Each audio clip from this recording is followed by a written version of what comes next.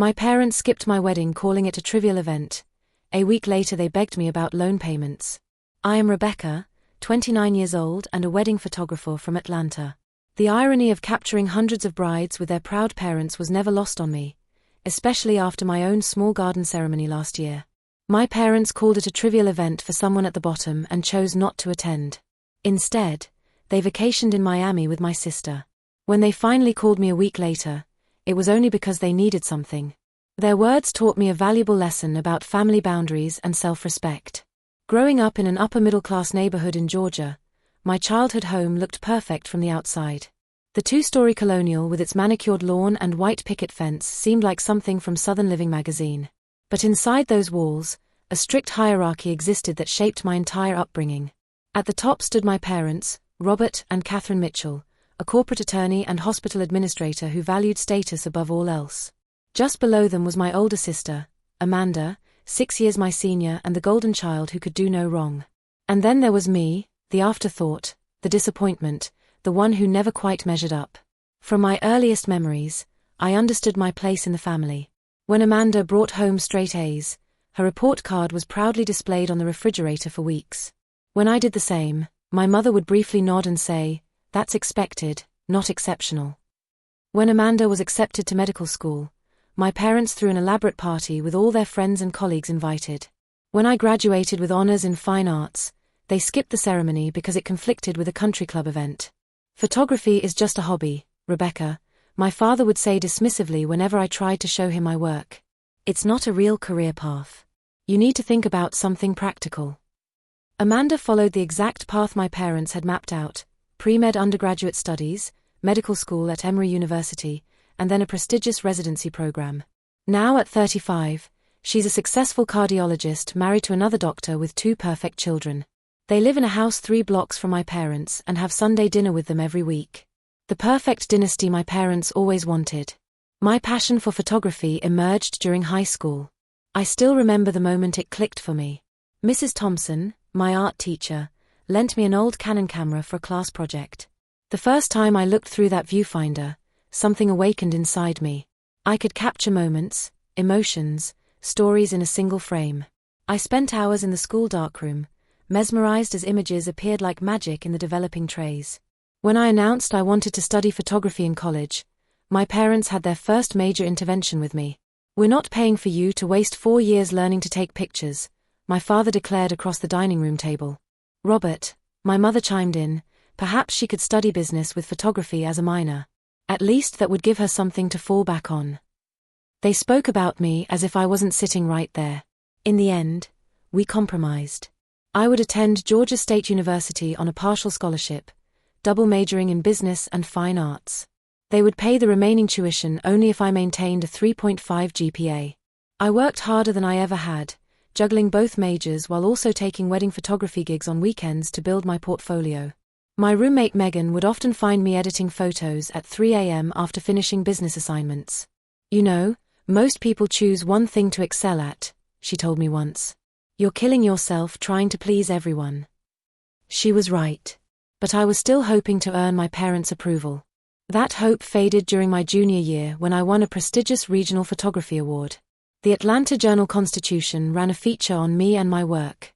I excitedly sent the clipping to my parents, thinking finally they would see my talent. My mother called that evening. "I saw your little article," she said. "It was nice. But did you see that Amanda just published her research in the Journal of the American Medical Association? We sent you the link last week." I had seen it. I had also sent Amanda a congratulatory flower arrangement, but no one had mentioned my achievement to her or sent me so much as a text saying "good job." After college, I worked at a marketing firm to please my parents while building my photography business on the side. For 3 years, I saved every penny, lived in a tiny apartment with 2 roommates, and worked 7 days a week. When I finally had enough clients and savings to leave my corporate job and pursue photography full-time, my father called it career suicide. "You're throwing away a stable income to chase a pipe dream," he said. "Don't come crying to us when you fail." But I didn't fail. Over the next 7 years, I built a successful wedding and portrait photography business. I specialized in capturing authentic emotional moments rather than stiff-posed shots. My calendar filled up a year in advance, and I eventually hired 2 assistant photographers to help with the demand. I bought my own small condo in Midtown, created a beautiful portfolio website, and even won several international photography awards. My parents never acknowledged any of it. At family gatherings, my mother would proudly update everyone on Amanda's latest accomplishment but introduce me simply as my younger daughter with no mention of my career. I once overheard her tell her book club friend that I was still figuring things out, as if I was an aimless 20-year-old rather than a successful business owner. It was during one of my wedding shoots that I met David. He was the best man at a celebration I was photographing, and I noticed him making the nervous groom laugh and relax before the ceremony. During the reception, he helped an elderly guest who had trouble walking and later entertained the children when they became restless.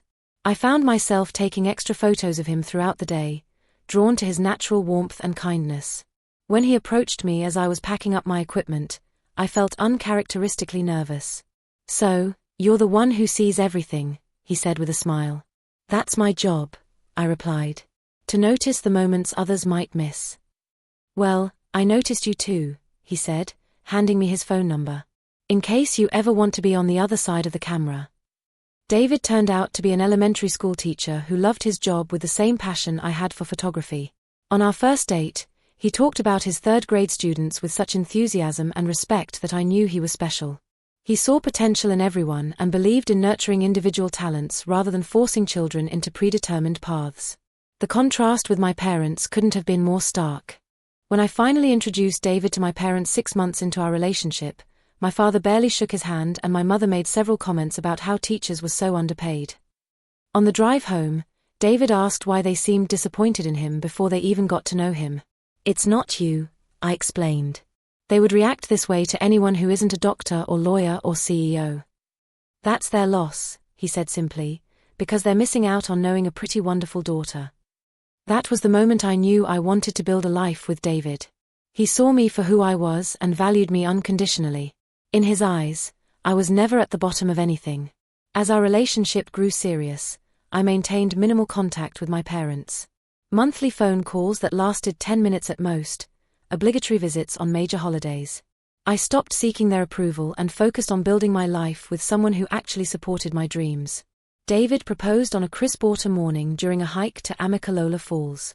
There was no elaborate setup or photographer hiding in the bushes, just the 2 of us surrounded by the red and golden leaves of North Georgia fall.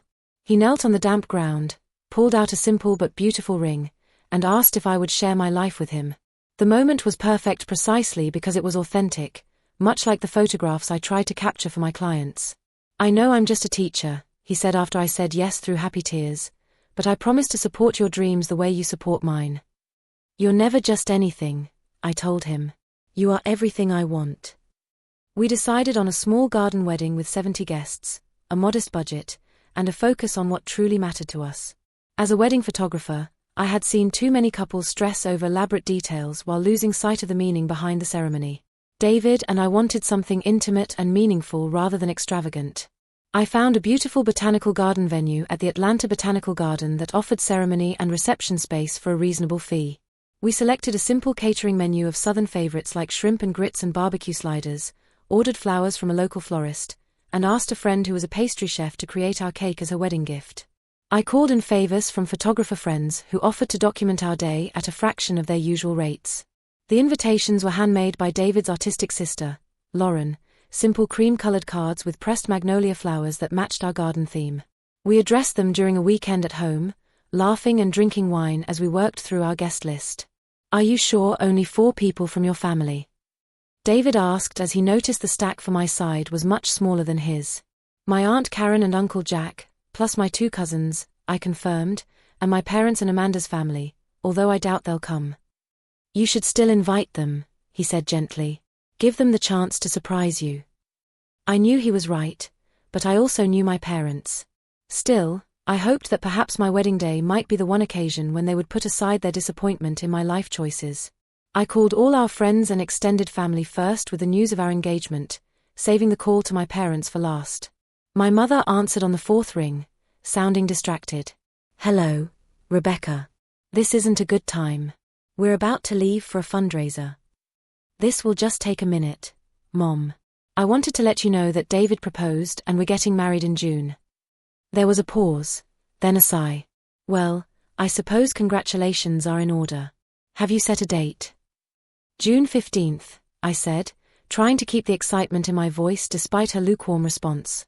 It'll be a garden ceremony, small and intimate. June is a busy month, she replied. Your father has a conference, and I believe Amanda is presenting at a medical symposium around then. Plus, the grandkids have their end-of-year recitals. It's 6 months away, Mom. I would really love for you all to be there. We'll see what we can do, she said in a tone that suggested she was already looking for excuses. Send us the details. The formal invitations went out in January, 6 months before the wedding date, as etiquette suggested. I included a handwritten note in my parents' invitation expressing how much it would mean to have them there. Weeks passed with no RSVP. In March, 3 months before the wedding, I decided to visit my parents' home in person to discuss their attendance. I hadn't been to the house in almost a year, and nothing had changed. The same formal living room where children were never allowed to play. The same wall of photos documenting Amanda's achievements, with only a single small picture of me from high school graduation. My mother offered me sweet tea in the good crystal glasses reserved for guests rather than family, a subtle reminder of my outsider status. My father joined us, sitting in his favorite leather recliner with perfect posture as always. We received your invitation, my mother began after painful small talk about the weather. But I'm afraid we have a conflict. What conflict? I asked. The date has been set for months.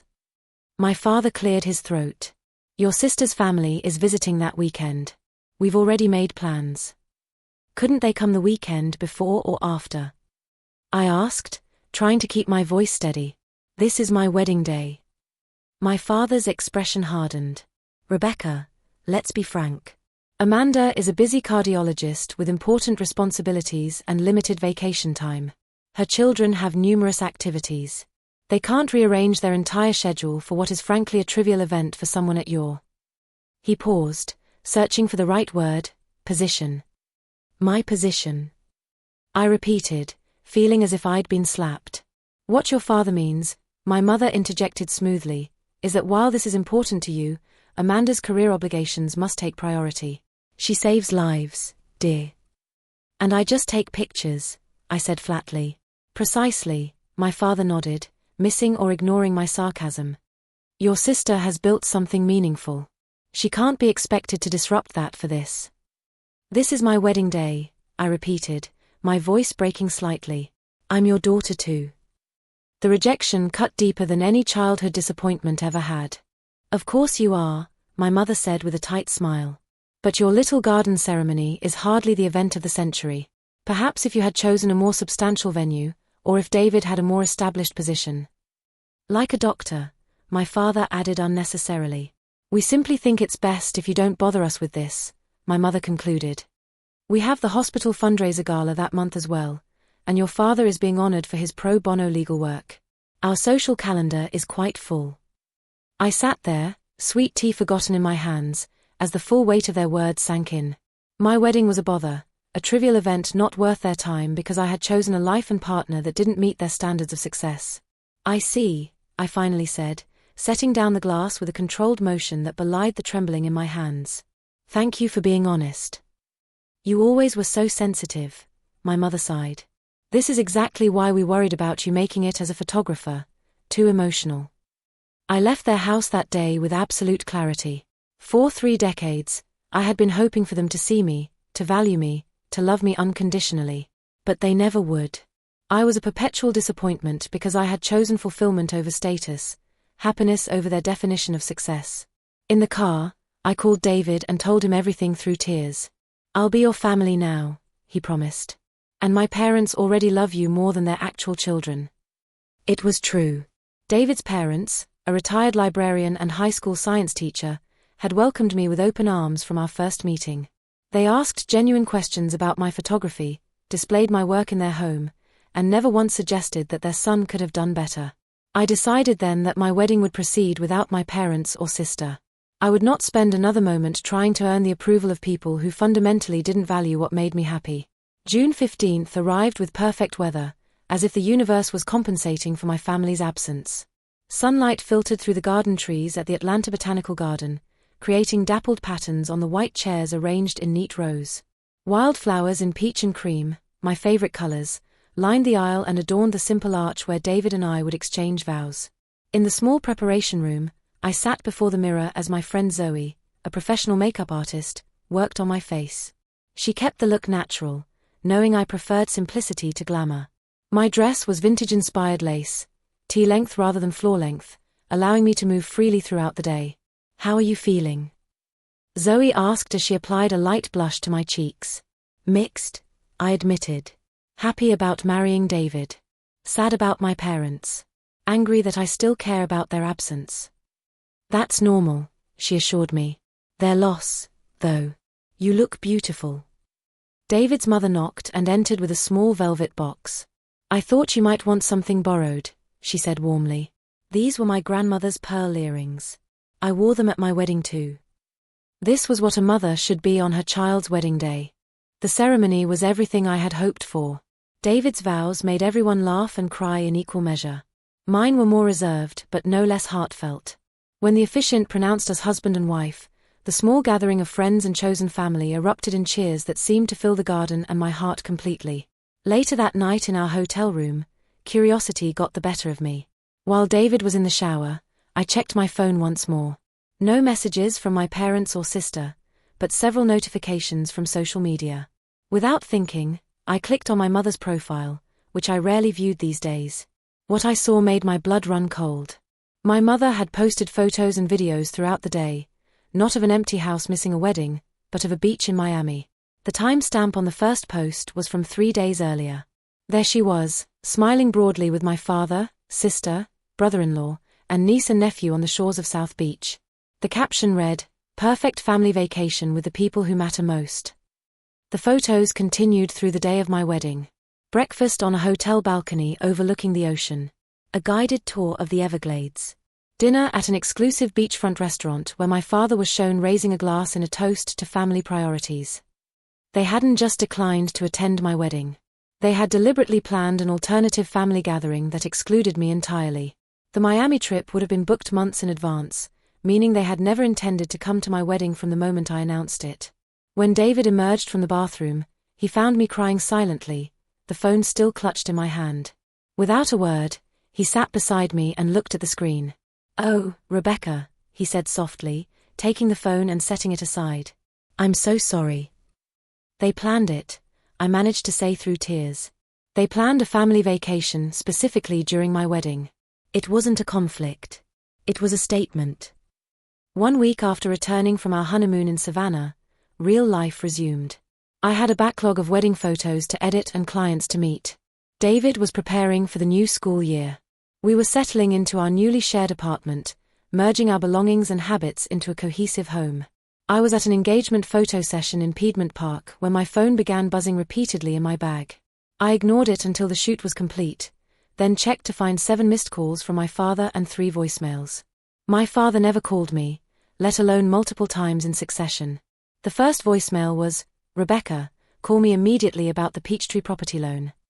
The second, an hour later, was more urgent. "This is serious, Rebecca. The bank has been sending notices. Call me back." The third, just 20 minutes old, was openly panicked. "The loan payments haven't been made. They're threatening legal action. Call me right away." My stomach dropped as I realized what this was about.